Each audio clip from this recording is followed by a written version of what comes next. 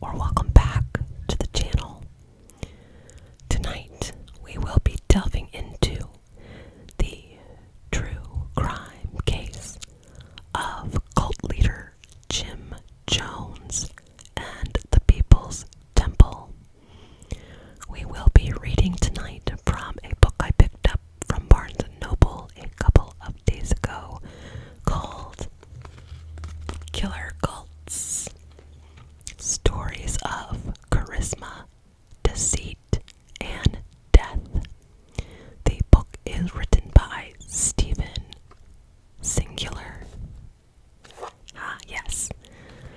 So there are multiple different cases in this book involving famous and not so famous cults, but we will be starting with the People's Temple, as that is probably the first cult story that I actually read and was blown away by this man's ability to completely brainwash his followers.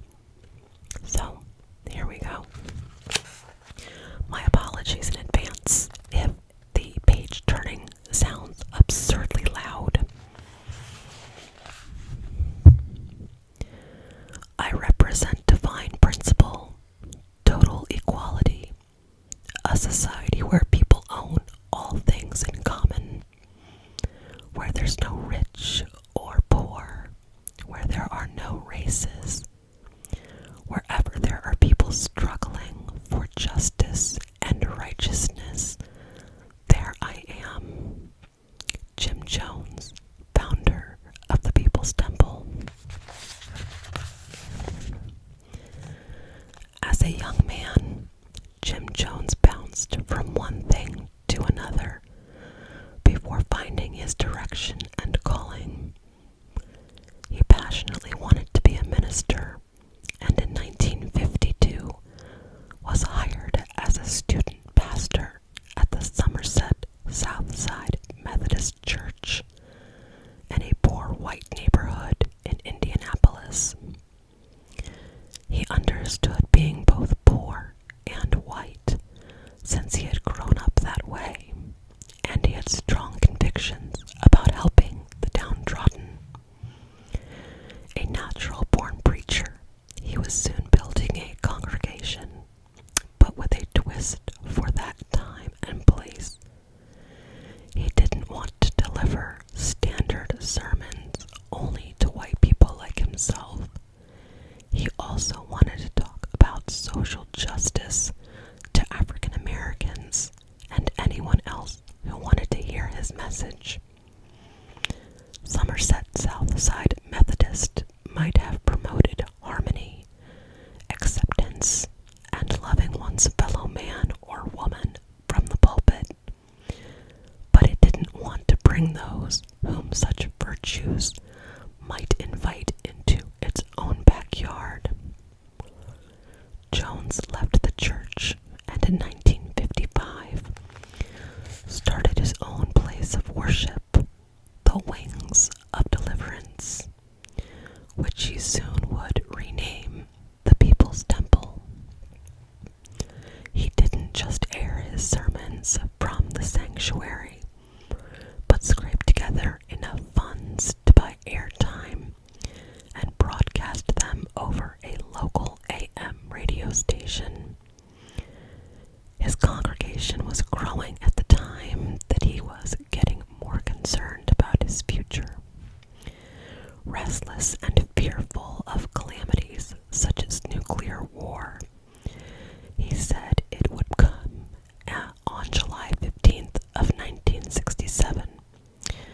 He took his followers to Brazil in 1962, but that venture was short-lived, and he relocated in 1965 to Northern California with a few hundred of the devoted.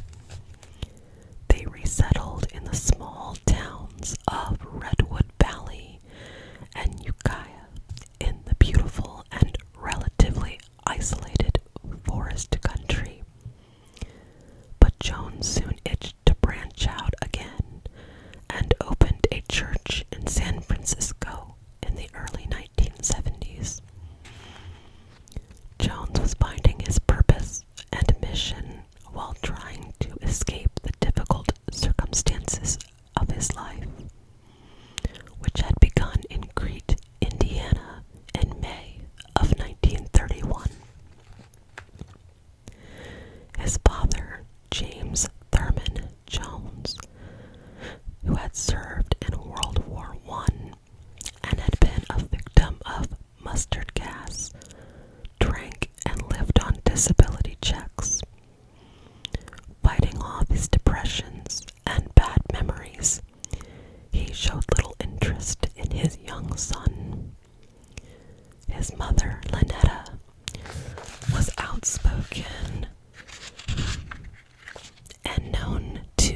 alienate others with her independent spirit and freewheeling tongue. When someone in the neighborhood told her that her behavior was going to send her to hell, she didn't argue with that person. She laughed. But Jim's upbringing wasn't particularly funny. With a damaged father who held racial views that his son could not abide, and a mother usually absent from home and working, the boy felt alone, if not abandoned. To occupy himself, he conducted deadly experiments on animals, a hallmark, of a seriously troubled youth. "I didn't have any love given to me," he once told his congregation. Excuse me, guys, I'm so sorry. That is not the ASMR you asked for. Okay. "I didn't have any love given to me," he once told his congregation. "I didn't know what the hell love was." As a youngster, he was often by himself on the streets, hanging with society's underdogs. He took on bullies who bothered smaller kids, rescued stray cats and dogs, and made a point of being kind to the less fortunate. He once described himself as the trash of the neighborhood, a young man looking for a way out of his circumstances and a path to salvation. With a neighbor, he went to churches in Lynn, Indiana, where he had moved in 1934, and became friends with a Pentecostal preacher, thinking he'd like to follow in the man's footsteps. Weaving together pieces of different branches of Christianity, he began ministering to the local children. His hope was to join a religious group, but after studying a few, the Methodists, the Quakers, the Church of Christ, the Nazarenes, and several other denominations, he found something lacking in their beliefs. He felt he had to strike out on his own. Jim knew how to draw attention to himself. Once he came up with a clever scheme for a pep rally before a high school basketball game, staging a funeral for the other team. He conducted the memorial and delivered a sermon over the dead opponents. His fellow students loved it. Another part of his appeal was physical. He had thick black hair, penetrating eyes, and a handsome stare that could make those he looked on feel special. He came across almost as a rebellious hipster, which was the thing in some circles in the 1950s. Think James Dean and Marlon Brando. Dressing in all black, he made an impressive appearance, and not just with his looks. From the pulpit, he brought fire and brimstone, hope and the promise of something better, not only moving people spiritually, but getting them to contribute financially to his church and dreams. Jones had it all for what he eventually had in mind. Jim's parents split up when he was still young, and he and his mother moved to Richmond, Indiana. He found work as a hospital orderly and met Marceline Baldwin, a nursing student a little older than himself. He graduated early from high school and enrolled at Indiana University in January of 1949. He dropped out after his first semester and married Marceline that year. Jim continued preaching on the side and attracted some followers.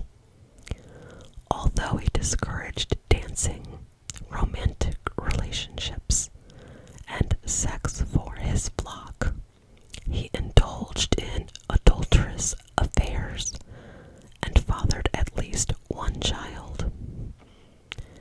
Building his skills as a pastor, he took an unconventional model for one with his background.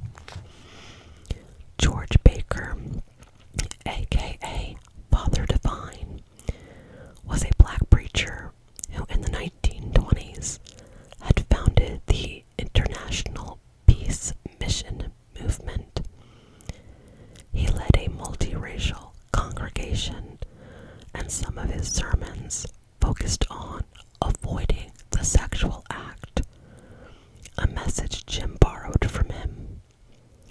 He didn't try to save souls, but called for empowering his followers through political and financial action. This entailed pooling their resources so that more of them had a chance at a better life. Father Divine was inspirational in igniting Jones's racial consciousness, which few white ministers had at that time, spurring him to try to end segregation in Christian churches. Father Divine and his wife, Mother, lived on a Pennsylvania estate. When Divine died in 1965, Jones made a play for the Peace Mission Organization, telling Divine's followers that he was the reincarnation of the great minister who had just passed. Mother Divine responded to Jim's claim by expelling him from the movement. His predatory behavior notwithstanding, Jones was sincere in his racial convictions, at least in the beginning, and used religion to promote integration and equality.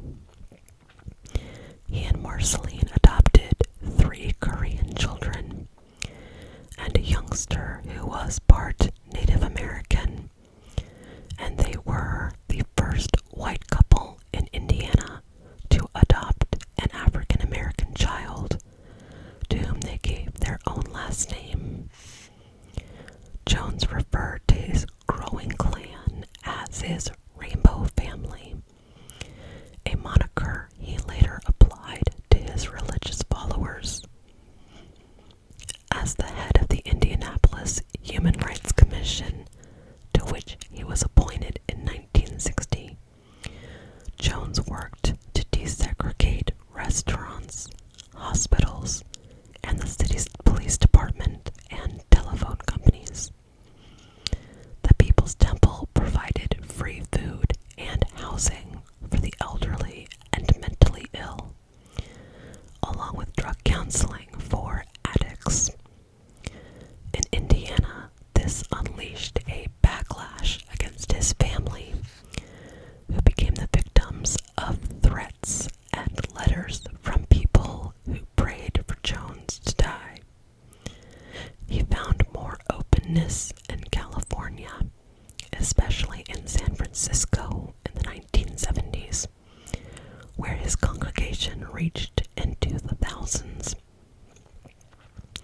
Jones fit in well with the Bay Area's rebellious character. He offered not just sermons and material goods, but a heated combination of anti-war, anti-poverty, anti-imperial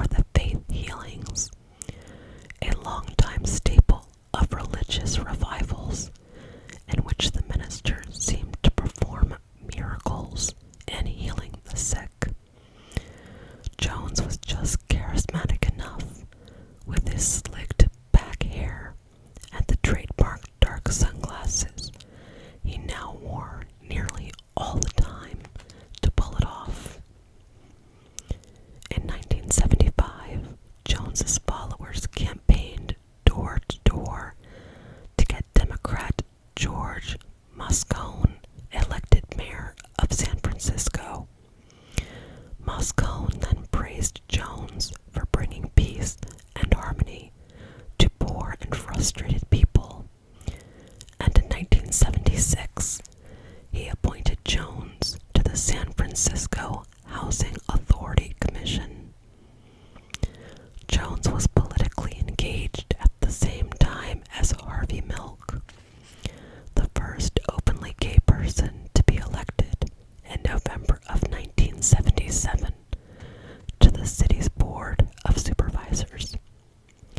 Milk and Moscone went to Jones's church services, and Governor Jerry Brown praised his work. Milk and Jones advocated for radical equality, and the former spoke at the People's Temple events and once wrote to a friend after a church rally, "Reverend Jim, it may take me many a day to come back down from the high that I reached today. I found something dear today.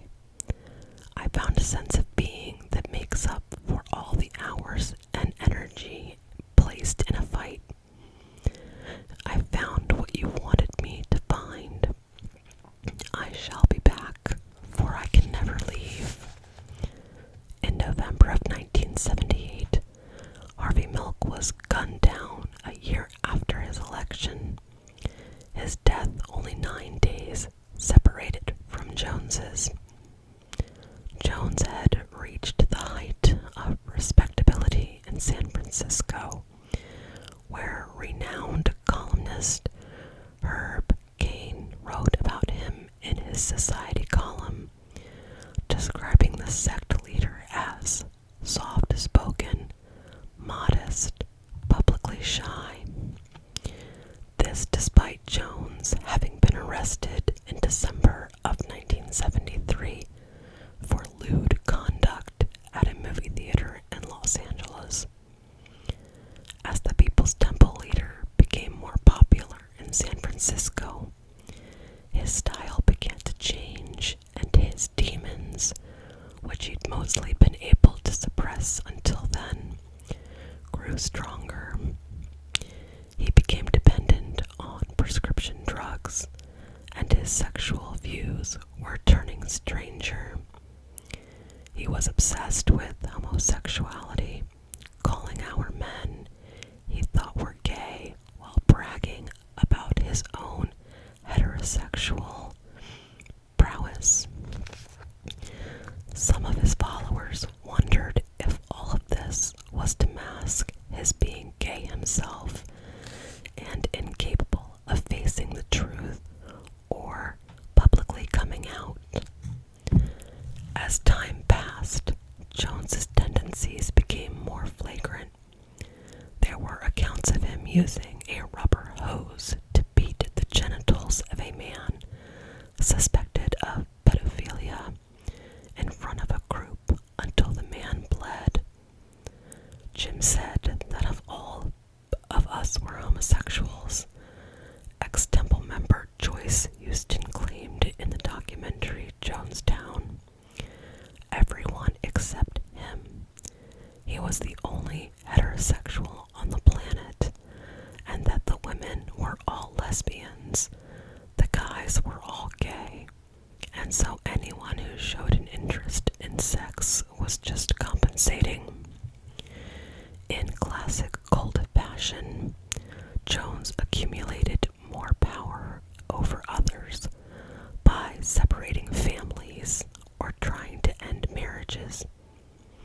At least one couple, Tim and Grace Stone, signed an affidavit saying that Jones was the father of their son, John Victor Stone. Grace fled the sect, but fearing for the lives of everyone in her family, left the child with the church. Tim, a lawyer, also departed and tried to reclaim John through the legal system.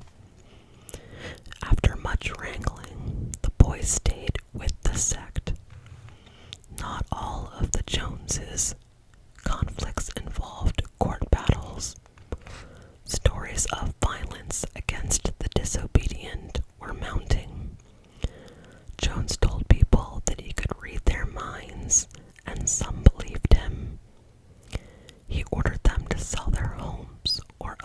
assets and give him their sources of income.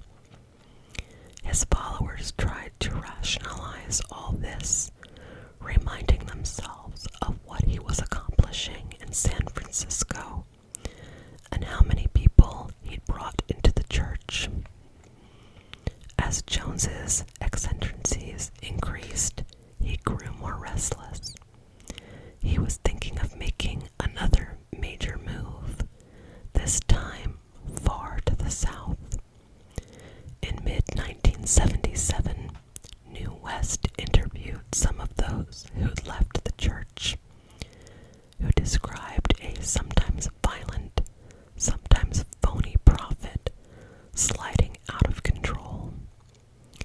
When Jones was unable to kill the story before publication, he packed up his belongings and led his sect to the English-speaking South American country, Guyana, leasing a 3,800 isolated acre area of jungle from that nation's government.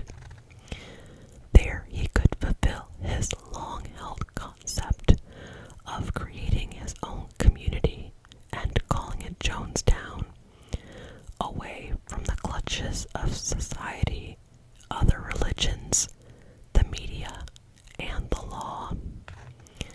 1,000 followers were ready to leave their lives in San Francisco and go where he led them.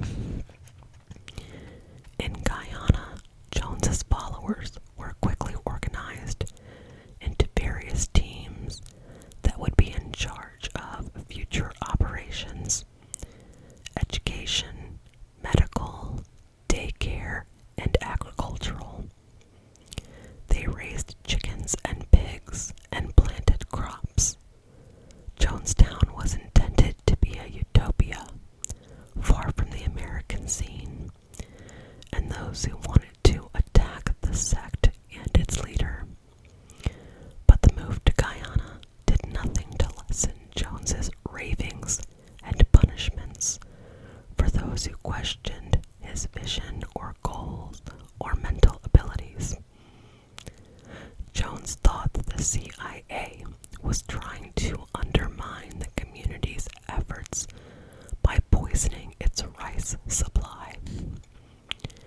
Armed guards were put in place to stop anyone from attempting to escape from the compound. If they managed to get outside, they had no money or passports. If they somehow made it back to San Francisco, Jones's thugs would find them and retaliate. Failed escapes were taken to the extra care unit and routinely drugged into submission. Loudspeakers around the compound often played through the night, using the mind control techniques of sleep deprivation. True believers accepted that whatever Jones did was right, Jeff Quinn wrote in The Road to Jonestown. Those increasingly disaffected with Jones, but still loyal to the temple's professed socialist. Sorry guys, I got some tired eyes tonight. Cause shrugged the experience off as one more example of Jones's increasingly bizarre behavior. Many sleep-deprived and emotionally exhausted were just glad to get back to their beds. The one creature to whom Jones showed kindness was Mr. Muggs, a chimpanzee that Jones claimed to have saved from a grim scientific experiment, but that more likely came from a pet store.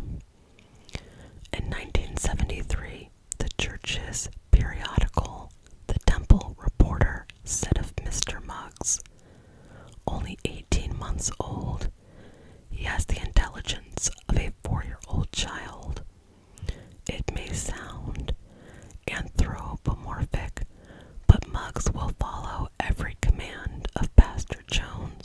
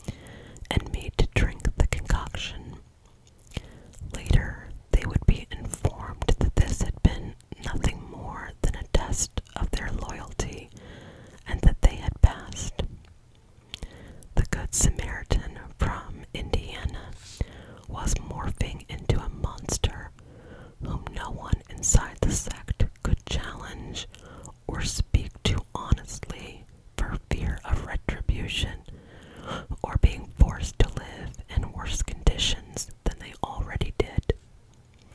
Food was sparse.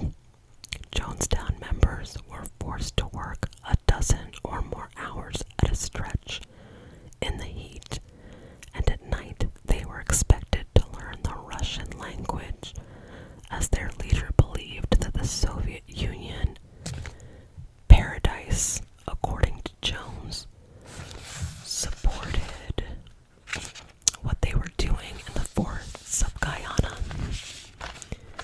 Cheese was used as a reward and a punishment. If you were good, you got more.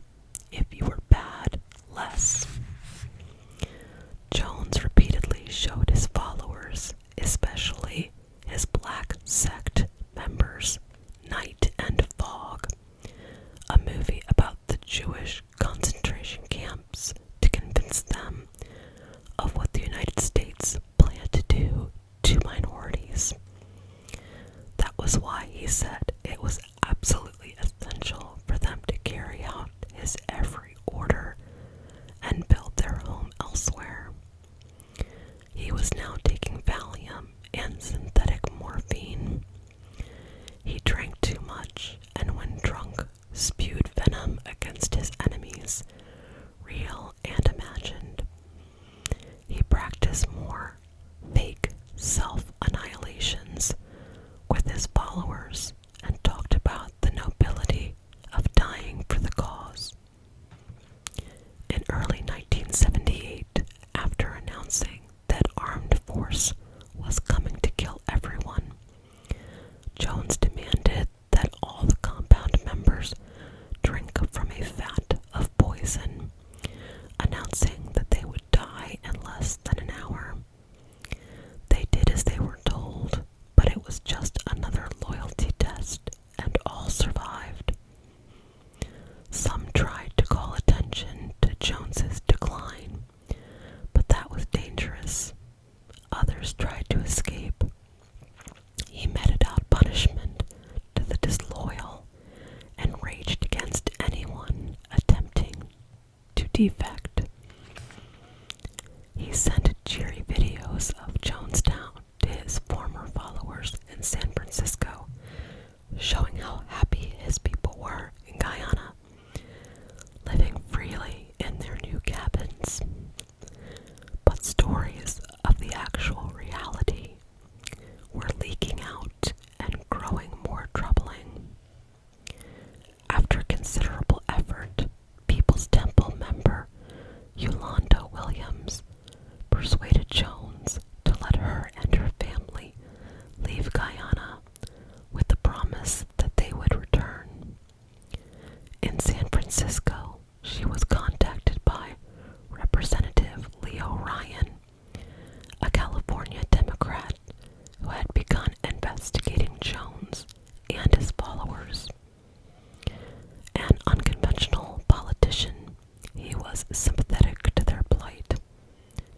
Earlier, Ryan had served a short stint at California's Folsom State Prison to see how the prisoners fared behind bars and whether their situation could be improved.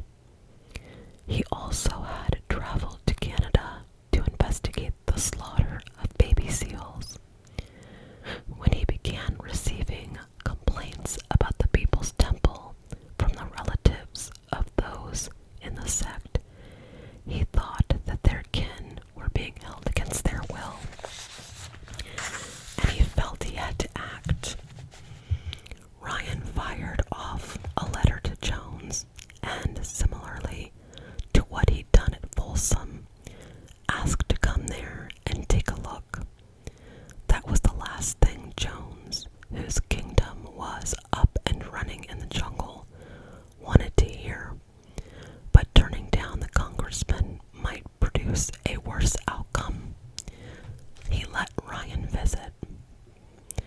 Ryan put together a delegation that landed in Guyana on November 17th with a pack of reporters, his staff, and others representing concerned relatives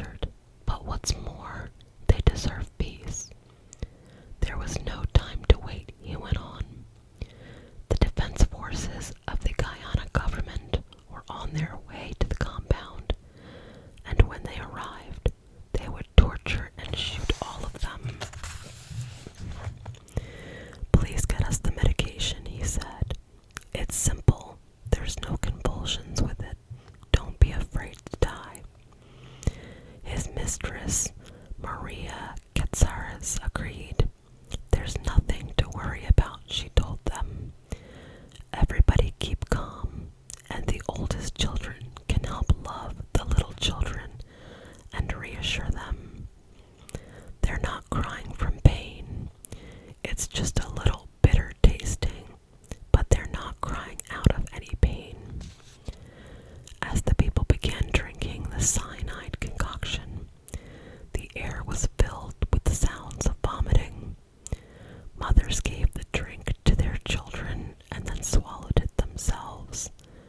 The older ones, observing this, began to weep as the children slumped over to their deaths.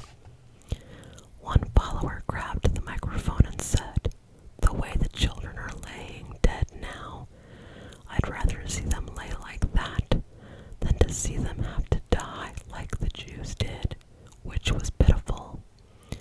And the ones they take captive, they're gonna just let them grow up and be dummies like they want them to be, and not socialists like the one and only Jim Jones. Thank you, Dad." Others applaud. Jones took the microphone and said, "Die with respect, die with a degree of dignity. Stop the hysterics. This is not the way for people who are socialistic communists to die. We must die with some dignity." "That's right," someone said.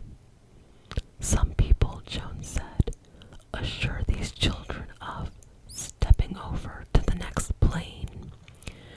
We didn't commit self-annihilation. We committed an act of revolutionary self-annihilation, protesting the conditions of an inhuman world." His words hung in the air, accompanied by an organ playing "We Shall Overcome," the hymn of the civil rights movement of the 1960s, when Jones was carrying out his mission of preaching racial and social justice. At the close of his life, he returned to his roots, as though this song somehow could bring back the glory and promise of those days. When the music stopped, the audio tape held only the sounds of silence, followed by faint static. Within 24 hours, 918 members of Jones's cult were dead. Sometime later, the FBI would recover the tape in Jonestown, on which the People's Temple leader instructed his flock to drink poison. His minions had mixed Valium and cyanide into a grape-flavored powdered drink and handed it out to sect members. Children died first, but some of the adults resisted Jones's command. Armed guards forced them to follow orders and imbibe, but not Jim Jones, for whom death came more swiftly. Members of his inner circle shot him, or perhaps he shot himself in the head. Next to him were his wife, Marceline, his nurse, Annie Moore, and several other top officials of the People's Temple. Mr. Muggs, the cult's favorite chimpanzee, was killed by a gunshot that day. John Victor Stowen, who'd come with the sect to Guyana after his parents had failed to win their custody battle with Jones, was among the roughly 300 people under the age of 17 who perished in Jonestown. Photos revealed hundreds of bodies lying face down on the grass in the largest mass death by self-annihilation in American history. It gave us the phrase "drinking the Kool-Aid" as a reference to any person or group that unquestionably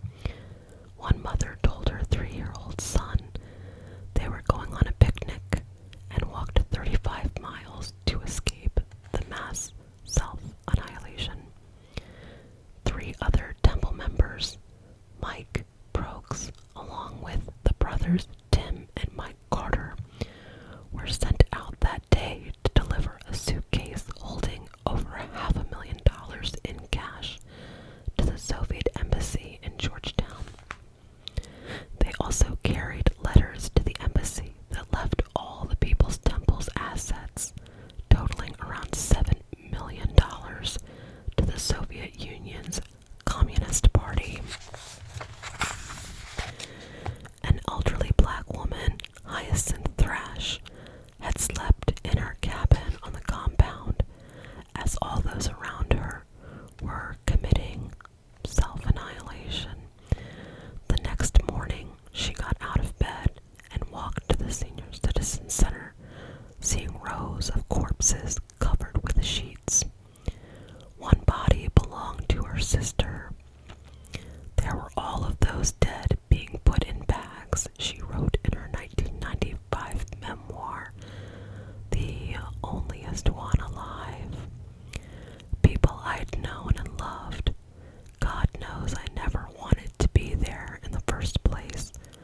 I never wanted to go to Guyana to die. I didn't think Jim would do a thing like that. He let us down. As reporters made their way in helicopters to the site of the tragedy, the stench of death below hit them at 300 feet above the earth.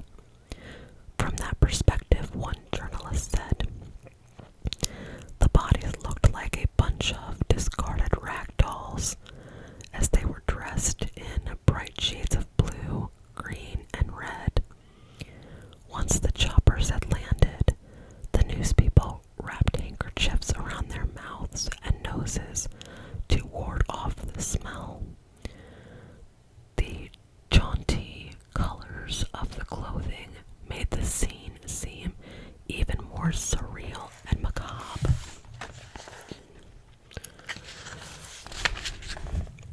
Long after November 18th, 1978, the casualties connected to the People's Temple would continue to mount. In 1979, Mike Brooks, the cult's media relations person who had escaped the carnage in Jonestown, held a press conference in California